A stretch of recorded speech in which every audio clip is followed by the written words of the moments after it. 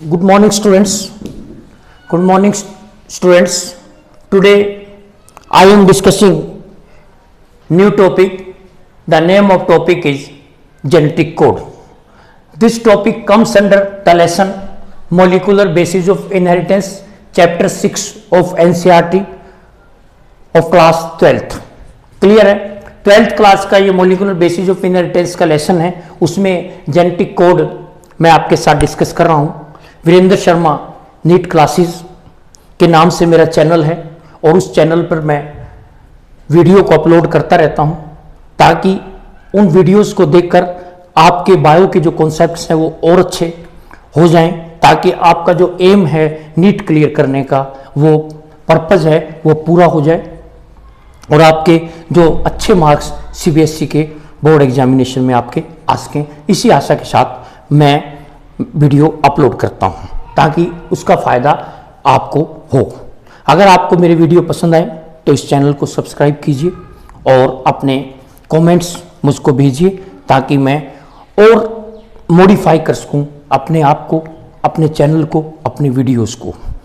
Thank you very much. इसी के साथ मैं अब स्टार्ट करता हूं नया टॉपिक जेनेटिक कोड।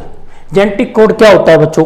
कि जेनेटिक कोड क्या है कि relationship of nucleotide bases and amino acid is known as genetic code.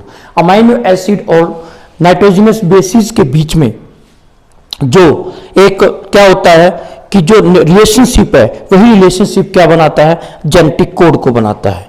Clear है ये बात? कैसे हम इसको डिस्कस करेंगे आपके साथ। जेनेटिक कोड की डिस्कवरी सबसे पहले किसने की थी? Genetic code was first of all discovered by, सबसे पहले जेनेटिक कोड को डिस्कवर करने वाले कौन थे? जेनेटिक कोड को डिस्कवर सबसे पहले किया था किसने?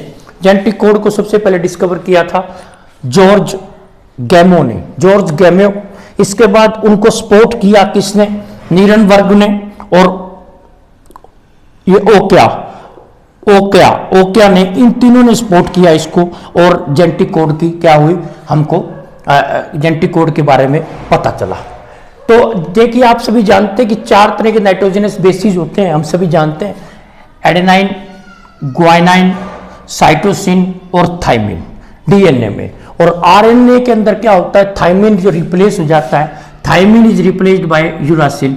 और आरएनए के अंदर क्या होता है? जब आरएनए बनेगा तो वो आपका थाइमिन है वो रिप्लेस हो जाएगा किससे? यूरासिल से। Thymine is replaced by uracil. हम सभी जानते हैं thymine is replaced by uracil से रिप्लेस हो जाता है। तो ये सबसे पहले अब हमने ये देखा कि ये इनका रोल होता है किसको? जेनेटिक कोड को बनाने में।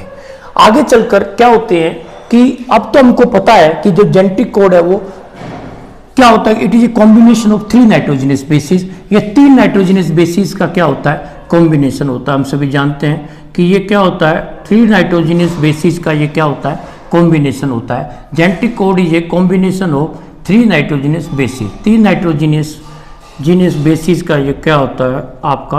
आप सभी जानते हैं 3 नाइट्रोजन बेसिस का कॉम्बिनेशन होता है, ठीक है। और ये 3 नाइट्रोजनस बेसिस मिलकर किसको बनाते हैं? आपके जेनेटिक कोड को बनाते हैं। क्लियर है? आप ये पहले पता है। इसका मतलब जेनेटिक कोड की जो नेचर है हम जानते हैं कि ट्रिपलेट नेचर होती है। क्लियर है? क्योंकि ट्रिपलेट नेचर होती है, हम सभी जानते हैं ये। इसके बाद सबसे पहले अब क्या होता है कि इससे पहले जब इसकी डिस्कवरी हो रही थी तो ऐसा माना गया, जब इसकी डिस्कवरी हो रही थी तो अब तो हमको पता है, हम सभी जानते हैं कि डीएनए क्या बनता है? एमआरएनए बनाता है।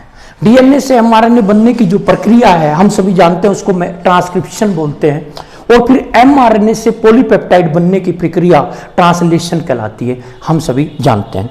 ट्रांसक्रिप्शन हमेशा अगर प्रोकैरियोटिक सेल है तो वो साइटोप्लाज्म के अंदर होगी, दोनों प्रोसेस। और अगर यूकैरियोटिक सेल, हम सभी जानते हैं न्यूक्लियस के अंदर ट्रांसक्रिप्शन होता है और जो ट्रांसलेशन होता है वो कहाँ पर होता है? आपके साइटोप्लाज्म में होता है। क्योंकि ट्रांसलेशन में हमको राइबोसोम चाहिए, ठीक है। राइबोसोम का रोल होगा और तीनों आरएनए का रोल होगा, ट्रांसफर आरएनए का रोल होगा, मैसेंजर आरएनए का रोल होगा और राइबोसोमल आरएनए का रोल होता है। तीनों आरएनए चाहिए हमको।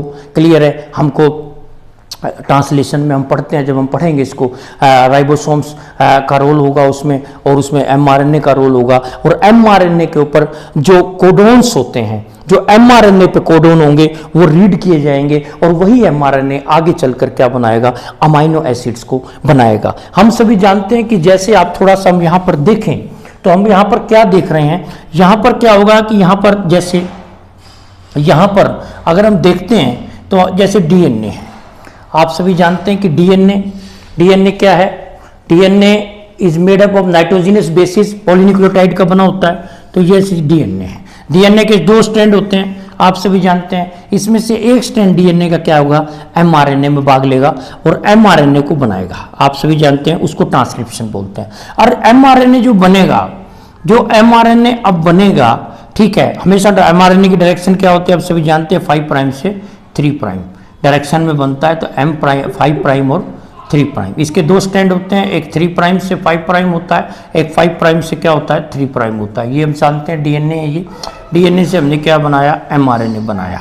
एमआरएनए बनाया तो जो यहाँ पर क्या होंगे, नाइट्रोजनस बेसिस होते हैं। यहाँ पर नाइट्रोजनस बेसिस पाए जाते हैं, आप सभी जानते हैं। यहाँ पर क्या मिलेंगे आपको, नाइट्रोजनस बेसिस मिलते हैं। ये नाइट्रोजनस बेसिस क्या मिलकर चेंज हो जाते हैं किसमें, यहाँ पर एमआरएनए पे भी आएंगे ये बेसिस। तो यहाँ पर एमआरएनए, जैसे ये हमारा एमआरएनए तैयार हो गया। एमआरएनए के ऊपर क्या है, यहाँ पर जैसे ए, यहाँ पर सी, जी, ए, you, C, C, A, G, जी, ये रहा। क्लियर है। एमआरएनए बना, आगे एमआरएनए क्या बनाएगा, ये एमआरएनए पॉलीपेप्टाइड को बनाएगा। तो ये जब एमआरएनए पॉलीपेप्टाइड बनाएगा तो हम जानते हैं कि 3 बेसिस मिलकर ये एक जेनेटिक कोड हो गया। ये एक अमाइनो एसिड A1 को बना रहा है। अगला फिर इससे नेक्स्ट जो 3 नाइट्रोजनस बेसिस मिलकर नेक्स्ट अमाइनो एसिड को बना रहे हैं। इससे फिर नेक्स्ट जो हो रहे हैं, इससे जो नेक्स्ट आ रहे हैं हमारे, ये नेक्स्ट जो आ गए हमारे CAG मान लेते हैं हम। तो यहाँ पर ये क्या कर रहे हैं, नेक्स्ट अमाइनो एसिड को बना रहे हैं। इस तरह से क्या होते हैं, अमाइनो एसिड्स को कोड कर रहे हैं। ये किसको, nitrogenous bases which are present on the mRNA के ऊपर। क्लियर है। जब क्या होगा, ट्रांसलेशन होगा, आगे चलकर जब क्या होगा, ट्रांसलेशन होगा। इस तरह से कोड होता है। आज तो हम जानते हैं कि जो जेनेटिक कोड है वो 3 बेसिस से मिलकर बनता है। 1 बेसिस, इसको कोडोन बोल सकते हैं या आप जेनेटिक कोड कह सकते हैं। क्लियर है। सबसे पहले जब इसकी 3 नाइट्रोजन बेसिस हमने माना, पहले क्या हो, कॉम्बिनेशन देखे गए। पहले हमने क्या किया कि हमने सोचा कि 1 बेस, अगर हम सोचते हैं कि 1 बेस कोड करता होगा, अभी तो हम जानते हैं, इससे पहले क्या था जब हम जानते नहीं थे तो हमने ऐसा माना पहले, अगर हम माने कि 1 नाइट्रोजनस बेस अगर कोड करता है 1 अमाइनो एसिड को, तो हमने देखा तो इसमें 4 नाइट्रोजनस बेसिस हैं। तो 4 नाइट्रोजनस बेसिस होते हैं 4 की पावर 1। तो यहाँ पर कितने हैं, 4 अमाइनो एसिड ही बन पाए। फिर इसके बाद हमने देखा अगर 2 नाइट्रोजनस बेसिस कोड करें अमाइनो एसिड को, तो 1 अमाइनो एसिड को, तो हमने क्या देखा, जो 4 है 4 की पावर यहाँ 2 कर दी, तो यहाँ पर 16 अमाइनो एसिड्स ही निकल के आए। और हम सभी जानते हैं कि टोटल जो अमाइनो एसिड्स हैं वो क्या है, नेचर के अंदर 20 अमाइनो एसिड्स हैं। उस 20 अमाइनो एसिड्स में से कुछ अमाइनो एसिड एसेंशियल हैं और कुछ अमाइनो एसिड्स क्या हैं, नॉन एसेंशियल हैं। एसेंशियल अमाइनो एसिड्स क्या होते हैं, जिसको हमारी बॉडी सिंथेसाइज नहीं कर सकती, उसको हमको एक्सटर्नल डाइट से लेना पड़ता है। क्लियर है। और नॉन एसेंशियल अमाइनो एसिड्स वो होते हैं जिसको हमारी बॉडी खुद बना लेती है, सिंथेसाइज कर लेती है, तो इनको बोलते हैं नॉन एसेंशियल है। इसमें से जैसे 13 के आसपास हमारे क्या है, वो नॉन एसेंशियल अमाइनो एसिड्स हैं और 7 के आसपास क्या है, एसेंशियल अमाइनो एसिड। तो इन अमाइनो एसिड्स का निर्माण कैसे हुआ, किसने बनाया, तो इसका मेन रोल किसका है, अभी मैंने बताया जेनेटिक कोड का। Relationship of nucleotide bases and amino acid is known as genetic code. Genetic code की डिस्कवरी अभी मैं बता चुका हूं किसने की थी। जेनेटिक कोड को जॉर्ज गैमियो ने सबसे पहले डिस्कवर किया। इसके बाद जॉर्ज गैमियो का सपोर्ट किया नीरेनबर्ग में। इसके बाद ओक्यो आया, ओक्यो ने भी इसको सपोर्ट की। इस प्रकार से हमारा जेनेटिक कोड की डिस्कवरी हुई। इसके बाद क्या हुआ, यहाँ पर 3 नाइट्रोजन बेसिस, इसके बाद हमारे पास तो 20 थे, यहाँ तो 16 अमाइनो एसिड ही बने, तो यहाँ पर कम रह गए। इसलिए यहाँ पर हमने सोचा परम्यूटेशन, जहाँ पर हमने कॉम्बिनेशन देखा, कॉम्बिनेशन में हमने क्या ले लिया, यहाँ पर हमने कॉम्बिनेशन के अंदर 3 नाइट्रोजन बेसिस माने। अगर 3 नाइट्रोजन बेसिस कोड करते हैं 1 अमाइनो एसिड को, तो हमने क्या बोला, 4 टोटल थे, यहाँ पर 4 थे, आप सभी जानते हैं। एडेनिन है, ग्वाइनिन है, साइटोसिन है और थायमिन है। और in case of mRNA thymine is replaced by uracil, हम सभी जानते हैं। mRNA पे थायमिन नहीं आता, यूरासिल आता है। तो इसका मतलब 4 की पावर यहाँ हमने 3 कर दी। जब अगर 3 नाइट्रोजन बेसिस कोड करते हैं किसको, एक अमीनो एसिड को, तो हमने यहाँ पर क्या कर दिया, यहाँ पर हमने क्या कर दिया 4⁻³ करी, तो यहाँ पर हमको निकल के आए 64 कोडोन्स हमको देखने को मिले। यहाँ पर हमको 64 कोडोन्स मिले, ये तो बहुत ज़्यादा कोडोन्स मिल गए। और 64 कोडोन्स किसको कोड कर रहे हैं, मान लेते हैं 20 टाइप ऑफ अमीनो एसिड्स हैं, 20 अमीनो एसिड टोटल हैं जिसको कोड कर रहे हैं, तो बहुत ज़्यादा निकल के आए, कोई दिक्कत नहीं है। तो हमारे ये पूरी रिक्वायरमेंट जो हमको 20 अमीनो एसिड का चाहिए था, वो हमारी रिक्वायरमेंट क्या हो गई थी, पूरी हो गई थी। अब इससे क्लियर हो गया कि 3 नाइट्रोजन बेसिस क्या बनाते हैं कि जेनेटिक कोड को बनाते हैं।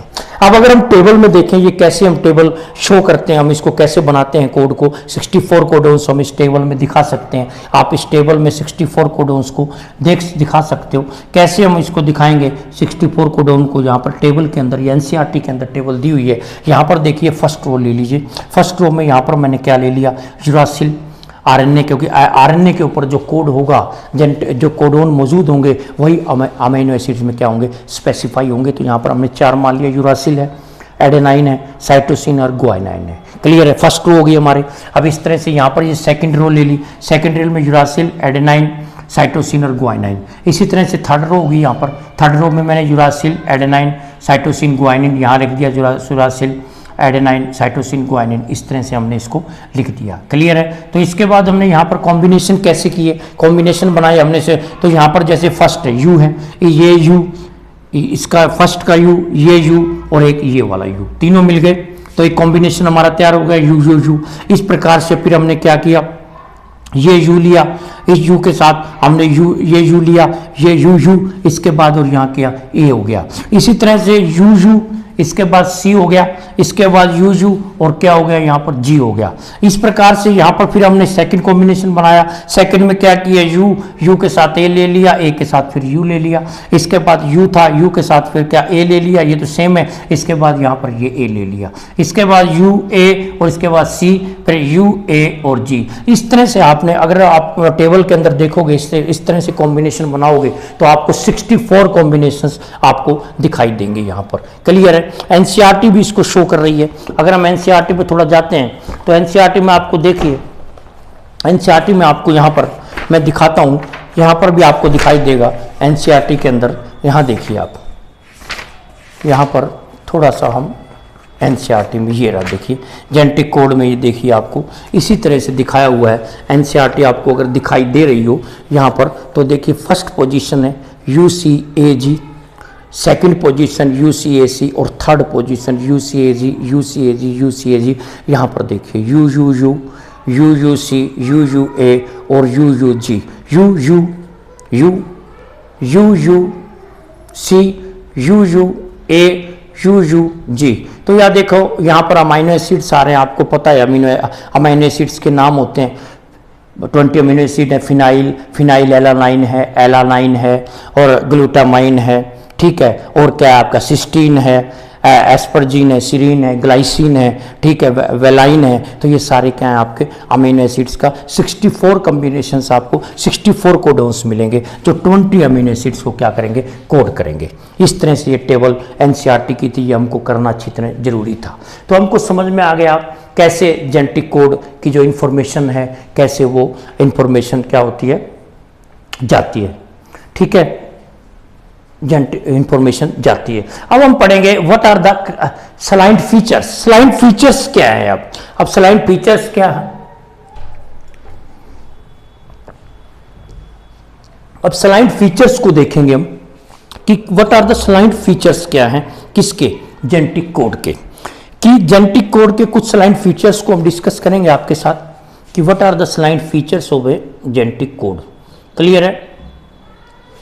तो कैसे जेनेटिक कोड के सलाइन फीचर्स हैं ये हम डिस्कस करने जा रहे हैं आपके साथ, ठीक है। तो ये हम आपके साथ अब डिस्कस करेंगे। तो यहाँ पर देखिए आपको दिखाई दे रहा है, यहाँ पर सबसे पहले क्या है, यहाँ पर हमने ये बातें समझी। इसके बाद देखिए यहाँ पर सलाइन फीचर्स में आता है ट्रिपलेट कोड।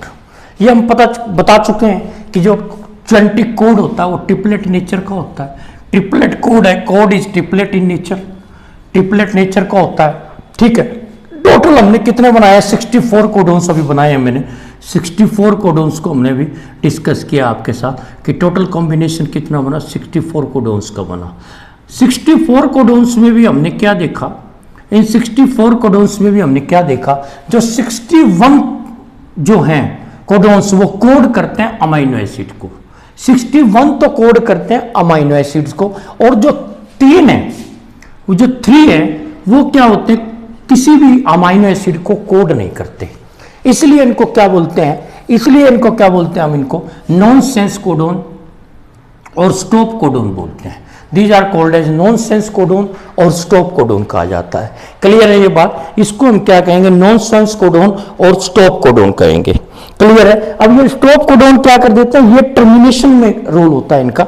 जब पॉलीपेप्टाइड की चेन बनेगी तो उस चेन को जब पूरी हो जाए तो उसको रोकने में, ट्रांसलेशन को रोकने में इनका मेन रोल होता है।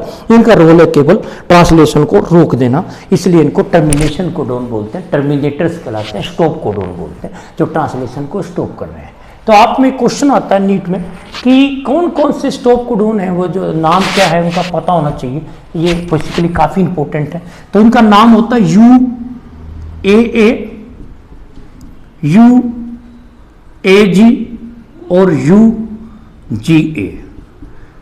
UAA, UAG और UGA ये क्या है आपके तीनों, आपके ये तीनों हम क्या हैं, ये आपके स्टॉप कोडोन है। UAA, UAG और UGA ये आपके स्टॉप कोडोन है। ठीक है, इसको याद करने का तरीका है, अगर आप भूल जाएं तो युगांडा याद रखिए। युगांडा देश का नाम है, आप सभी जानते हैं युगांडा, इसको आप याद रखिए। इसमें देखिए आप UGA आपको मिल गया, UGA मिल गया। इसके बाद इसको थोड़ा घुमा दो, UAG कर दो, दूसरा आ जाएगा, और U2 आपको आसानी से याद हो जाएंगे, UAG और UGA। UGA याद करो, ठीक है, युगांडा कर लो यहाँ पर आप, तो इसमें से आपको आसानी से ये याद हो जाएगा। ठीक है, इसका नाम याद रखो, तो इसमें UGA हो गया, फिर UAG हो जाएगा, यहाँ पर UAG कर दो, इसके बाद UAA। तो ये आपके क्या हैं, स्टॉप कोडोन्स हैं, ये आपको याद करने हैं। इसके बाद एक चीज़, ये तो हमारी पहला सलाइन फीचर्स था जेनेटिक कोड का, जिसको हमने कहा था कि जो जेनेटिक कोड होते हैं वो ट्रिपलेट नेचर के होते हैं। क्लियर है, 3 नाइट्रोजनस बेसिस मिलकर एक जेनेटिक कोड को बनाते हैं, और एक जेनेटिक कोड किसको बनाता है, एक अमीनो एसिड को स्पेसिफाई करता है, एक पॉलीपेप्टाइड की जब चेन बनती है। दूसरा पॉइंट क्या है कि यहाँ पर यूनिवर्सल नेचर है। यूनिवर्सल का मतलब same codon, code for same amino acid, एक कोडोन एक ही अमीनो एसिड को क्या करेगा, कोड करेगा। Same codon, code for the same amino acid, चाहे वो बैक्टीरिया हो, चाहे वो ह्यूमन बीइंग हो, चाहे वो एनिमल हो, कोई भी हो, वो कोडोन एक उसी अमीनो एसिड को ही कोड करेगा। इसलिए इसका मतलब क्या है, कोड्स क्या होते हैं, यूनिवर्सल होते हैं। बैक्टीरिया से लेकर ह्यूमन बीइंग तक हम बात करें तो वही कोडोन उसी अमीनो एसिड को कोड करेगा। ऐसा नहीं है कि बैक्टीरिया में कोई और अमीनो एसिड बन रहा है उस कोडोन से, और ह्यूमन बीइंग के अंदर कोई और अमीनो एसिड बन रहा है, ऐसा नहीं होगा। बैक्टीरिया में भी वही अमीनो एसिड बनेगा उस कोडोन से, और ह्यूमन बीइंग में भी वही बनेगा। ये आपको याद रखना है, इसलिए यूनिवर्सल नेचर है इसकी। अब जैसे मिथ्योनाइन है, AUG है, AUG कोड करता है मिथ्योनाइन को, मिथ्योनाइन को कोड कर रहा है AUG। अब AUG मिथ्योनाइन को कोड कर रहा है, तो ये चाहे ह्यूमन बीइंग हो, चाहे कोई एनिमल हो, तो इसमें मिथ्योनाइन को ही कोड करेगा ये। अब कुछ और पॉइंट, कुछ स्टार्टिंग कोडोन भी होते हैं। जो स्टार्टिंग कोडोन क्या होते हैं, जो स्टार्ट करते हैं, जो ट्रांसलेशन को स्टार्ट करने का काम करते हैं, उसको स्टार्टिंग कोडोन बोलते हैं। जो ट्रांसलेशन को रोक देते हैं वो टर्मिनेशन कोडोन होते हैं, अभी बता चुके हैं हम आपको। तो यहां पर क्या हो गया, स्टार्टिंग कोडोन में क्या आता है, AUG जो हमारा है ये स्टार्टिंग कोडोन में आता है। स्टार्टिंग कोडोन होता है, ये ट्रांसलेशन जब स्टार्ट होता है तो यहीं से स्टार्ट होगा। क्लियर है, AUG है। उसके 2 फंक्शन होते हैं, ये NCERT, ये क्वेश्चन NCERT में दिया जाता है, और ये CBSE ने कई बार पूछा है कि ड्यूल फंक्शंस बताओ AUG के, क्या ड्यूल फंक्शंस होते हैं। तो पहला फंक्शन क्या होगा कि ये कोड फॉर द मिथ्योनाइन, पहला फंक्शन तो यही होगा कि एक मिथ्योनाइन को कोड कर रहा है, पहला पॉइंट तो ये होगा। और दूसरा स्टार्ट कोडोन है, और दूसरा क्या है, ये स्टार्ट कोडोन हो गया आपका। तो इसके ड्यूल फंक्शंस हो गए। क्लियर है, स्टार्ट कर रहा है किसको, पॉलीपेप्टाइड के सिंथेसिस को। क्लियर है? ट्रांसलेशन को स्टार्ट करने में इनका रोल होता है। तो ये इसके ड्यूल फंक्शंस हो गए। इसके बाद आता है टर्मिनेटर कोडोन। अभी कोडोन में भी आपको जिक्र करके चला हूँ, टर्मिनेटर कोडोन का मैंने अभी जब जिक्र किया आपको। टर्मिनेटर कोडोन कौन से हैं आपको मैंने अभी जिक्र किया, कौन से हैं? यूए है आपका, यूएजी और यूजीए। इसको अभी मैंने याद करने का तरीका भी बताया, ट्रिक है कि युगांडा को याद रखिए, आपको कम से कम 2 टर्मिनेटर कोडोन तो याद हो जाएंगे। अब इसके बाद क्या, अगला जो स्लाइन फीचर आता है कि कोड्स जो होते हैं वो नॉन ओवरलैपिंग होते हैं, नॉन ओवरलैपिंग कोड होते हैं। जैसे हम कैसे पढ़ते हैं नॉन ओवरलैपिंग का मतलब, जैसे हम पढ़ेंगे AUG, AUG ये पढ़ा हमने। इसके बाद हम ये नहीं पढ़ेंगे AUG के बाद हम पढ़ेंगे CCA, इसके बाद हम पढ़ेंगे AUC। तो ऐसे पढ़ेंगे हम, A पढ़ा, U पढ़ा, G, एक कोडोन पूरा हो गया, फिर दूसरा शुरू हो गया CCA पढ़ेंगे, इसके बाद पढ़ेंगे AUC। इस तरह से हम पढ़ते हुए चले जाएंगे। ऐसा नहीं है कि AUG है फिर नेक्स्ट हम पढ़े तो हम पढ़े GCC पढ़े, नहीं, फिर हम पढ़े GCC पढ़ा, फिर हमने क्या पढ़ा A पढ़ा, फिर A से फिर AAU पढ़ा, ऐसा नहीं है। ओवरलैपिंग कभी नहीं होंगे। AUG पढ़ा, इसके बाद फिर नेक्स्ट पढ़ेंगे CCA पढ़ेंगे, इसके बाद नेक्स्ट पढ़ेंगे AUC। तो ये अलग अलग अमाइनो एसिड को क्या करेंगे, स्पेसिफाई करेंगे, ठीक है। तो codes are non overlapping, overlapping नहीं होती है इनके बीच में, ये नॉन ओवरलैपिंग होते हैं।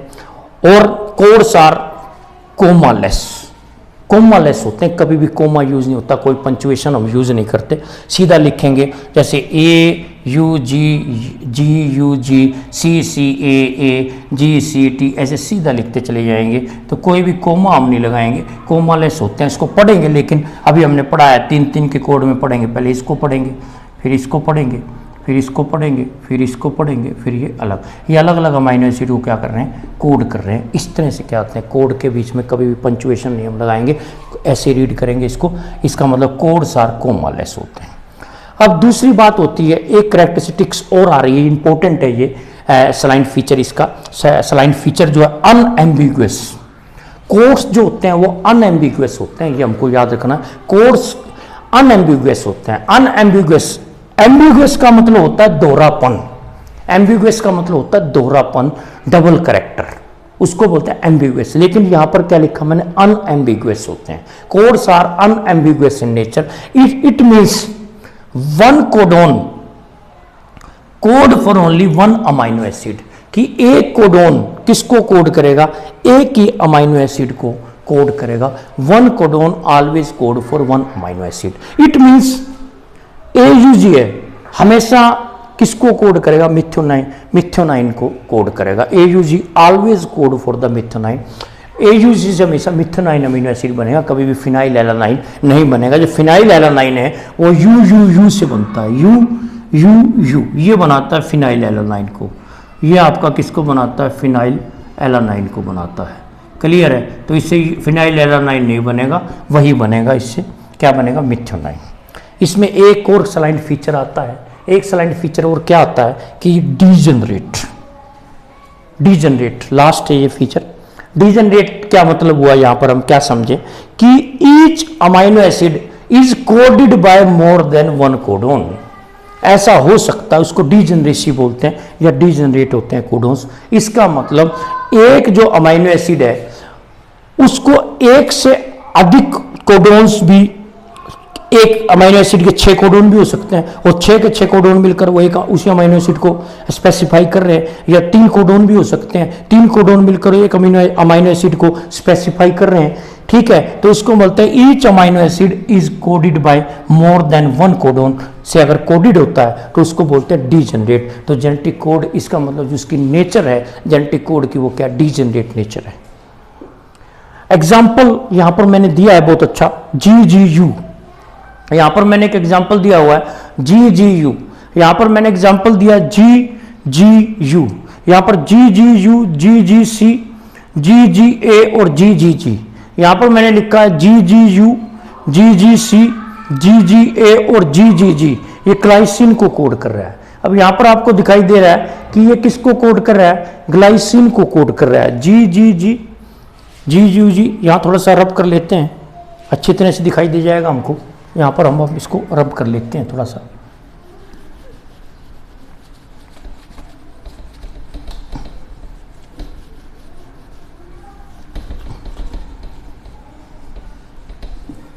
यहाँ पे देखिए, यहाँ पर क्या है, लास्ट डीजनरेट है। एग्जाम्पल मैं बता रहा था इसका, आपको एग्जाम्पल बता रहा था, जैसे जी जी जी, ये हो गया G G U, sorry G G U ये।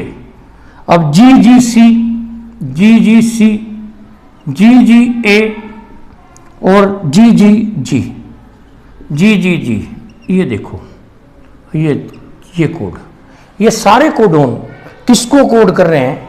ग्लाइसिन अमाइनो एसिड को कोड कर रहे हैं, ग्लाइसिन अमाइनो एसिड को कोड कर रहे हैं, अमाइनो एसिड को क्या करने हैं? कोड कर रहे हैं। ये देखो, तो glycine amino acid is coded by G G U, G G C, G G A, G G G, ठीक है।